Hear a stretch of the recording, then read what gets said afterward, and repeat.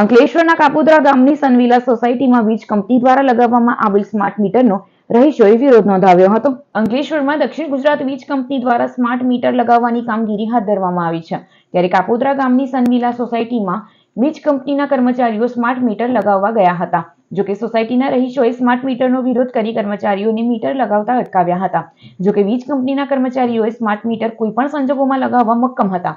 સોસાયટીના રહીશોએ જણાવ્યું હતું કે સ્માર્ટ મીટર ફરજિયાત નથી અને મકાન માલિકની મંજૂરી વગર સ્માર્ટ મીટર લગાવી શકાય નહીં.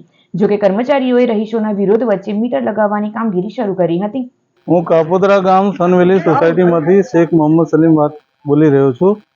અમારી સોસાયટી સનવેલીની અંદર જીબી તરફથી અમુક કર્મચારીઓ આવી અને સ્માર્ટ મીટર બળજબરીપૂર્વક લગાડી રહ્યા છે, જેનો અમે વિરોધ કરી રહ્યા છીએ. એનું કારણ એ છે કે સરકારના પરિપત્રની અંદર ક્યાંય એવો ઉલ્લેખ નથી કે ગ્રાહકની પરમિશન વગર તમે સ્માર્ટ મીટર લગાડી શકો છો.